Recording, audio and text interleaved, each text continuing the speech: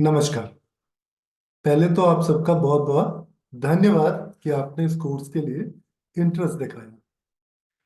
सो मेरा परिचय पहले मैं आपको दे देता हूँ, फिर इस कोर्स के बारे में हम आगे बात करते हैं। मेरा नाम कमलेश मिश्रा है। मैं आयुर्वेद का ग्रेजुएट हूँ। मैंने योग नेचुरोपैथी की अपनी आगे की पढ़ाई की है, और मैं योगा स्टूडेंट्स को पढ़ाने के साथ साथ एक्टिव प्रैक्टिस में भी हूँ। सो दैट आप मुझसे सिर्फ किताबी ज्ञान ही नहीं सीखेंगे, रियल पेशेंट एक्सपीरियंस भी आप मेरे साथ सीख पाएंगे। तो पहले बात करते हैं कि मेडिकल योगा आखिर ये क्या है। मेडिकल योगा हमें क्यों सीखना चाहिए। तो मेडिकल योगा जो है वो योगा टीचर्स को मेडिकल साइंस की समझ देने का एक प्रयास है।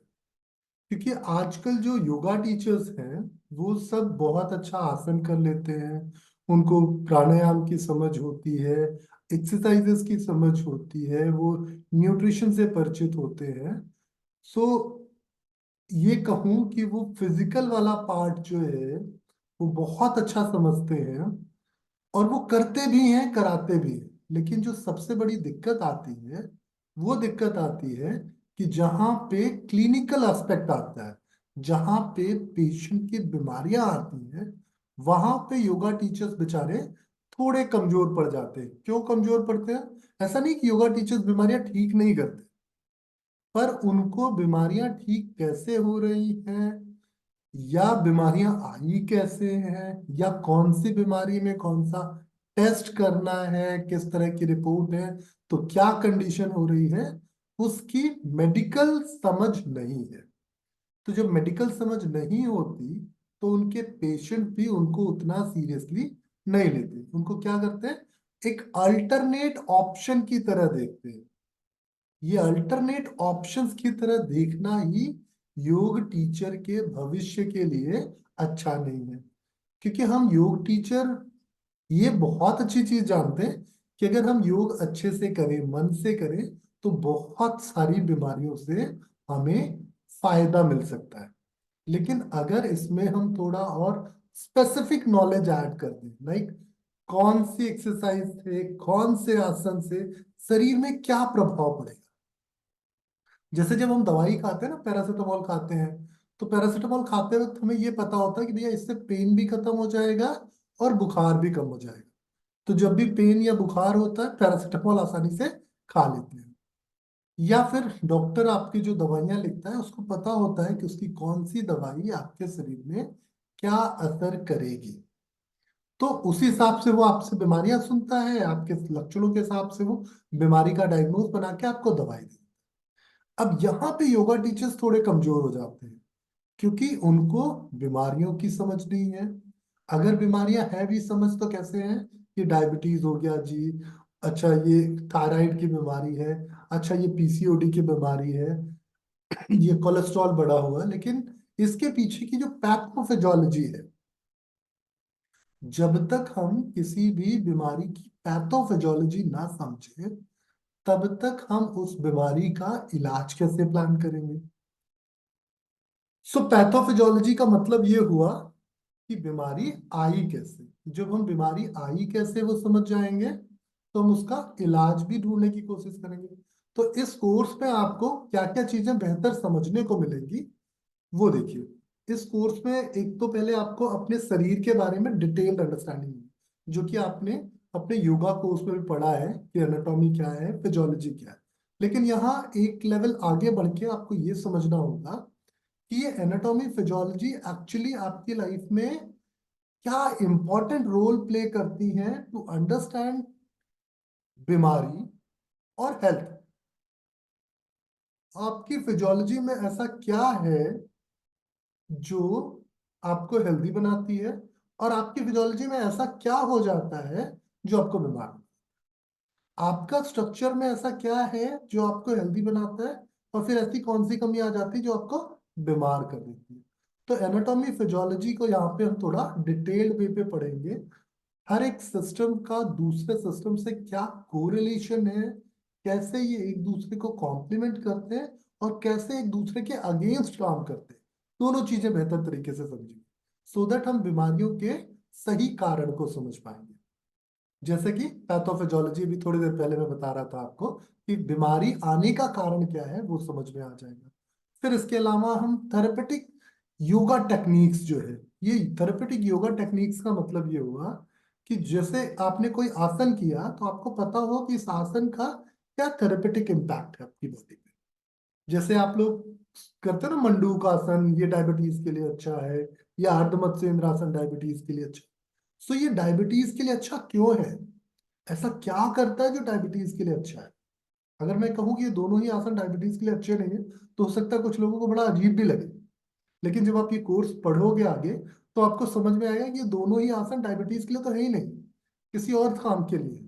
लेकिन हम अभी तक सुनते आ रहे हैं कि ये डायबिटीज के लिए अच्छे है, डायबिटीज के लिए।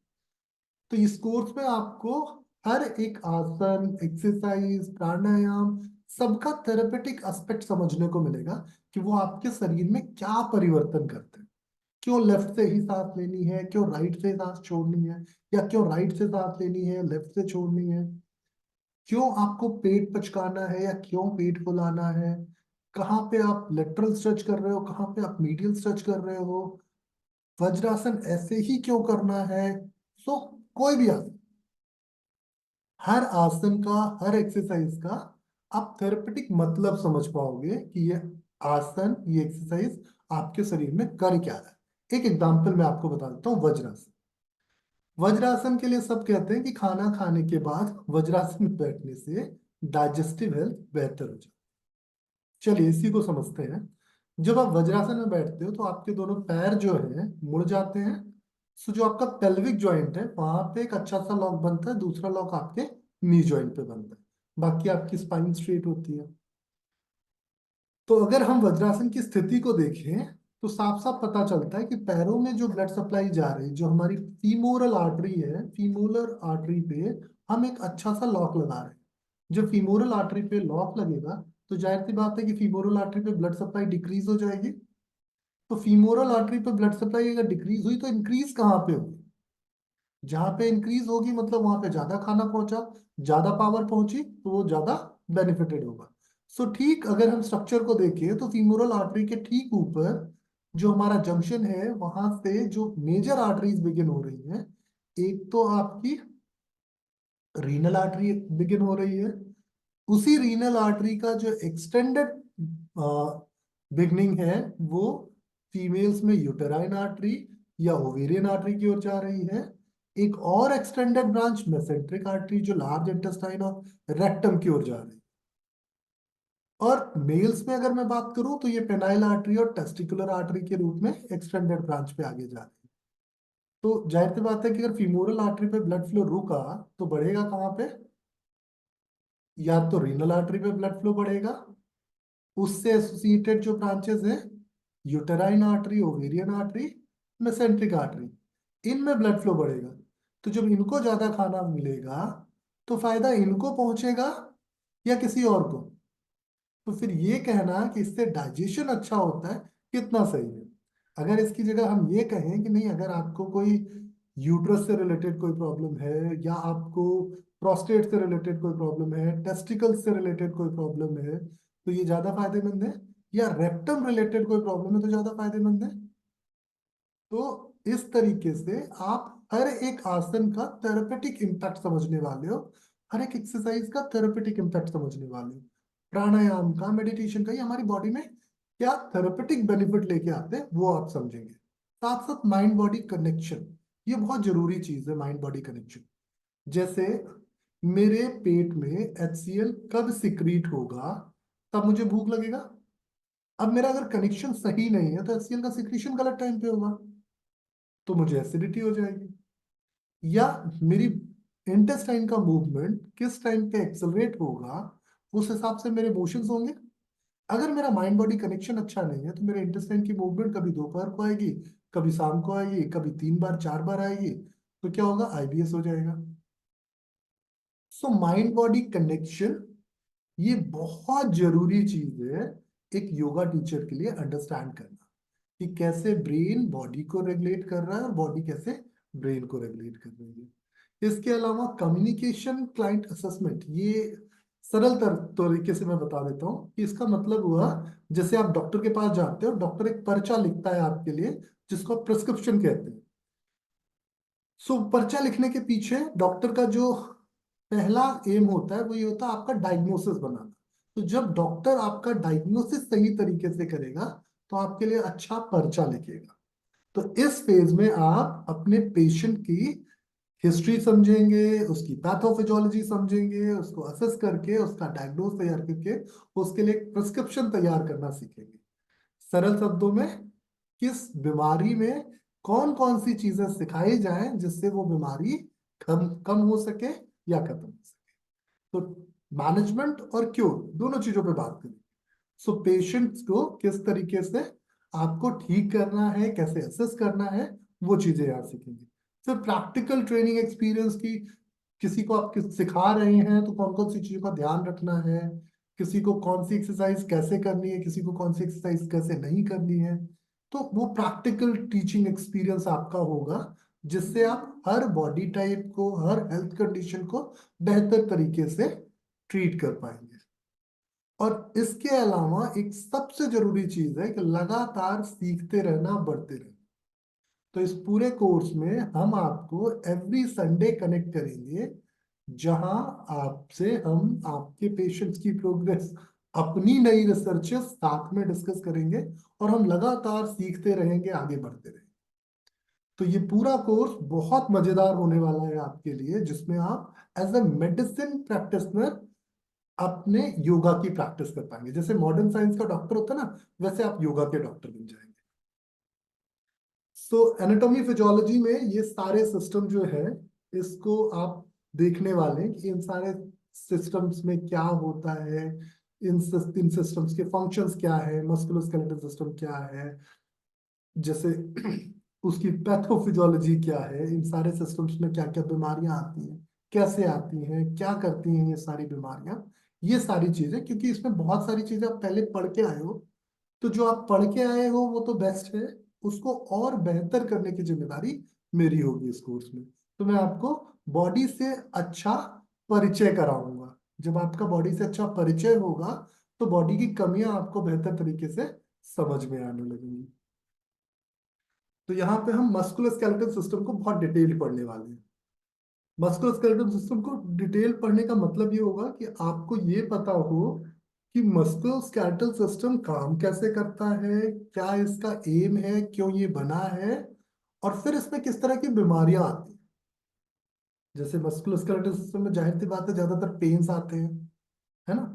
तो पेन्स क्यों आते हैं, इसके अलावा वो पेन्स आने का रूट कॉज क्या है, फिर उन पेन्स में किस तरह का सिम्टम होगा तो किस तरह का पेन, जैसे एक अर्थराइटिस का भी पेन हो सकता है, एक अर्थराइटिस का भी पेन हो सकता है, और एक पेन आपको सिंपल मस्कुलर पेन भी हो सकता है। तो सिंपल मस्कुलर पेन और अर्थराइटिस के पेन में क्या डिफरेंस है, या बोन रिलेटेड पेन कैसा है, मसल्स रिलेटेड पेन कैसा है, वो सारी चीजें हम डिटेल में समझेंगे। इसके अलावा इससे रिलेवेंट जो इन्वेस्टिगेशंस होते हैं ना, जैसे कहीं बोन्स का कुछ देखना है तो एक्सरे करते हैं, मसल्स का कुछ देखना है तो एमआरआई करते हैं। सो ये एक्सरे रिपोर्ट्स, एमआरआई रिपोर्ट्स, या और फर्दर जो ब्लड इन्वेस्टिगेशंस होते हैं ना, कि अच्छा बोन हेल्थ अच्छी नहीं आ रही तो कैल्शियम का लेवल देख लीजिए, विटामिन डी देख लीजिए, अच्छा B12 देख लीजिए। सो ये सारी चीजें जो रिलेवेंट इन्वेस्टिगेशंस हैं, उन इन्वेस्टिगेशंस को आप पढ़ोगे, समझोगे, तो जिससे आप अपने पेशेंट्स की कंडीशन को बेहतर अंडरस्टैंड कर पाओगे। इसके अलावा ये सर्जिकल कंडीशन समझना बहुत जरूरी होती है। कई बार क्या होता है कि पेशेंट आपके पास आता है अपनी कोई प्रीवियस सर्जरी को लेके, तो जब आप उसकी सर्जिकल कंडीशंस को नहीं समझते हो तो आप डरते हो कि इसको क्या कराया जाए, क्या ना कराया जाए। तो मोस्ट ऑफ सर्जिकल कंडीशंस को कैसे समझना है, और फिर उस हिसाब से कैसे उनके लिए एक्सरसाइजेस डिजाइन करनी है, कैसे उनको उस सर्जिकल कंडीशंस में और इम्प्रूवमेंट की ओर लेके जाना है, वो सारी चीजें सीखेंगे। साथ साथ इसका यौगिक मैनेजमेंट भी बेहतर तरीके से सीखेंगे। रेस्पिरेटरी सिस्टम मेरा फेवरेट सिस्टम है, क्योंकि मैं खुद अपने रेस्पिरेटरी सिस्टम को इम्प्रूव करके आया हूँ। इतना आपसे बात करना मेरे लिए बहुत मुश्किल होता। सो रेस्पिरेटरी सिस्टम की बीमारियां, उनका क्या कारण है, कैसे बीमारियां आई, उनसे क्या रिलेवेंट इन्वेस्टिगेशंस हैं, क्या सर्जिकल कंडीशंस हैं, क्या योगा मैनेजमेंट है, वो पूरा डिटेल्ड हम ये रेस्पिरेटरी सिस्टम पढ़ेंगे कि अस्थमा क्यों आया, ब्रोंकाइटिस क्यों आया, साइनोसाइटिस क्यों आता है, ये सारी चीजें कैसे ठीक होंगी, पूरा डिटेल से आप सीखोगे और समझोगे इसको। सर्कुलेटरी सिस्टम, सर्कुलेटरी सिस्टम में बहुत सारी बीमारियां आजकल लोगों को डरा रही है। आप सुन रहे हो ना, अचानक से हार्ट अटैक्स आ जा रहे हैं। ये हार्ट अटैक्स क्यों आते हैं? किसी को कोलेस्ट्रॉल की प्रॉब्लम आ रही है तो क्यों आती है, किसी का बीपी बढ़ रहा है तो क्यों बढ़ता है, किसी का बीपी कम हो रहा है तो क्यों कम हो रहा है। सो सर्कुलेटरी सिस्टम की सारी बीमारी, उनके कारण, उनका लक्षण, उनका सारे इन्वेस्टिगेशंस, उनकी सारी सर्जिकल कंडीशन। यहाँ पे सर्जिकल कंडीशंस बहुत इंपॉर्टेंट हो जाती हैं। कोई आता है आपके पास, कहता है मुझे तो पेस मेकर लगा हुआ है जी, मेरा तो बाईपास हुआ है, मुझे तो स्टंट लगे हुए हैं। सो ये सर्जिकल कंडीशंस, या मेरे वॉल्स रिपेयर हुए हैं, तो ये सारी सर्जिकल कंडीशंस अगर आप समझोगे तो योगा कराते वक्त ना आपको डर नहीं लगेगा, आपके मन में किसी तरह का कोई भय नहीं रहेगा, आप उनको बहुत अच्छी एडवाइस दे पाओगे और उनको बहुत अच्छा फायदा दे पाओगे। इसी तरीके से डाइजेस्टिव सिस्टम, डाइजेस्टिव सिस्टम बहुत जरूरी सिस्टम है हर योगा टीचर को समझने का। ज्यादातर लोग ये मानते हैं कि पेट अगर आपका ठीक है तो बीमारी नहीं आएगी, पेट खराब है तो बहुत सारी बीमारियां आएंगी। तो डाइजेस्टिव सिस्टम कैसे काम करता है, डाइजेस्टिव सिस्टम में क्या क्या बीमारियां आती हैं, गैस क्यों बनती है, एसिडिटी क्यों होती है, कॉन्स्टिपेशन क्यों होता है, या आपको अल्सर हुआ तो क्यों हुआ, या आपको कोलाइटिस है तो क्यों है, लिवर कम अच्छा काम कर रहा है तो क्यों कम अच्छा काम कर रहा है, मेटाबॉलिज्म आपका कैसे खराब हो रहा है, आप मोटे हो रहे हो, पतले हो रहे हो, क्यों हो रहे हो। तो ऐसी बहुत सारी चीजें, इवन डाइजेस्टिव डिसऑर्डर्स ही जो है मेटाबॉलिज्म में आगे चल के बहुत सारी और बीमारियां भी लाती हैं, जैसे डायबिटीज है, अर्थराइटिस है, ऐसी मेटाबॉलिक डिजीजेस भी लेके आती है। तो ये बहुत डिटेल्ड हम समझने वाले हैं डाइजेस्टिव सिस्टम। अगला सिस्टम होगा हमारा एक्सक्रीटरी सिस्टम। किडनी, किडनी कैसे काम करती है, किडनी में कौन कौन सी प्रॉब्लम्स आ सकती हैं, और किडनी की उन प्रॉब्लम्स को कैसे ठीक करना है, कौन कौन सी चीजों से हम समझ सकते हैं। जैसे एक बहुत कॉमन सा टेस्ट आता है आपके पास अचानक से कि इनका तो क्रिएटिनिन बढ़ा हुआ है जी, अब तो इनकी किडनी खराब हो गई, डायलिसिस कराना। सो क्रिएटिनिन क्या है, क्यों बढ़ा, कैसे हुआ, ये सारी चीजें। और अगर किसी की किडनी की कोई सर्जिकल कंडीशन भी है तो वो सर्जिकल कंडीशन क्या है, जैसे आप अक्सर सुनते हो ना कि इनका तो किडनी में स्टोन है, स्टोन रिमूव हुआ हुआ है, या इनको कुछ और इन्फेक्शन है, जैसे यूटीआई इन्फेक्शन बहुत कॉमन होते जा रहे हैं। सो ये यूटीआई इन्फेक्शन क्या है, वो सारी चीजें और उनसे रिलेवेंट मैनेजमेंट भी इसमें हम सीखेंगे, किस तरीके से योगा इन कंडीशंस में हेल्प करेगा। रिप्रोडक्टिव सिस्टम, इसमें बहुत सारी बीमारियां हैं, और आधी बीमारियां तो आप समझो कि सिर्फ और सिर्फ ऐसे मुंहजोरी की है, सच में है भी नहीं। आप देखते हो ना दीवारों पे इश्तिहार लिखा रहता है, मर्दाना कमजोरी के पुरुष मिले, या फीमेल्स में बहुत सारी बीमारियां अभी बढ़ती जा रही, पीसीओडी है, पीसीओएस पीरियड्स टाइम से नहीं आ रहे, किसी को कम ब्लीडिंग हो रही, किसी को ज्यादा ब्लीडिंग हो रही है। तो ऐसी बहुत सारी बीमारियां हैं जो सिर्फ थोड़ी सी सही समझ और थोड़े सही यौगिक अभ्यास से आप आसानी से ठीक कर पाओ। तो पूरे रिप्रोडक्टिव सिस्टम की बीमारियां, कारण, उनको कैसे समझना है, कौन से हॉर्मोन्स का टेस्ट करना है, क्योंकि यहाँ रिप्रोडक्टिव सिस्टम में ना हॉर्मोन्स बहुत एक्टिव रोल प्ले करते हैं। तो आपको हॉर्मोन्स की समझ होनी चाहिए कि कौन से हार्मोन से पीरियड्स कम आ रहे हैं, कौन से हार्मोन से पीरियड ज्यादा आ रहे हैं, किसी की पीरियड साइकिल 22 दिन की, किसी की 3 3 महीने पीरियड नहीं आ रहे हैं। वो सारी चीजें आप यहाँ पे समझेंगे, उसको ठीक भी कर पाएंगे। इंडोक्राइन सिस्टम, इसमें तो पूरा शरीर बसा हुआ है। कभी कोई हार्मोन खराब होता है तो कभी कोई हार्मोन खराब होता है।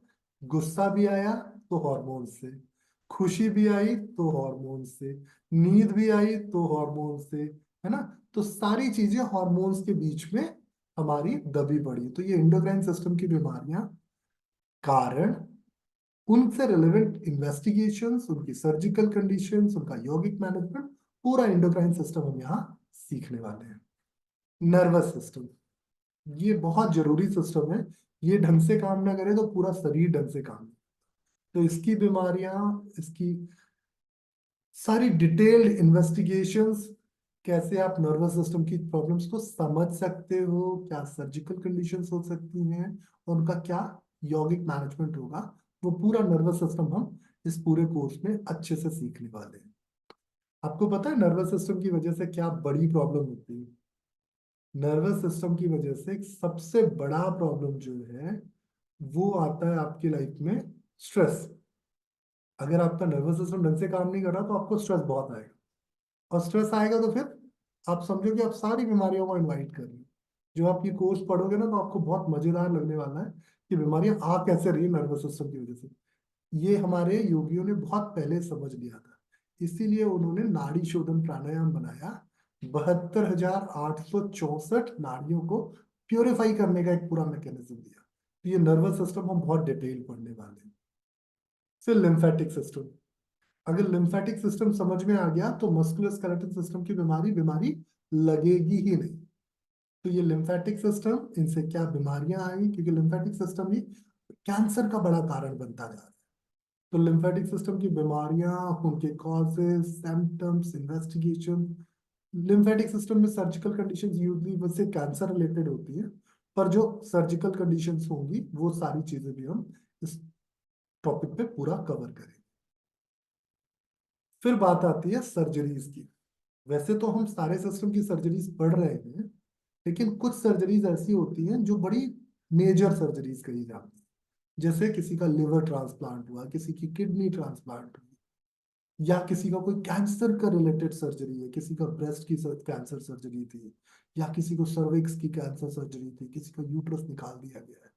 तो ये कैंसर क्या है, हमारी बॉडी पे आया कैसे, कैसे उसको आप ठीक तो नहीं कर सकते योग से, लेकिन कैसे हम पोस्ट सर्जरी या पोस्ट जो ट्रीटमेंट्स है कैंसर के, रेडिएशन थेरेपीज या कीमोथेरेपीज, उनके बाद पेशेंट्स को हम इम्प्रूव कर सकते हैं, और वापस उनको फिर से ये चीजें ना हो, फिर से उसको कैंसर का कुछ नया अटैक ना हो, उस चीज से कैसे उसको बचाना है।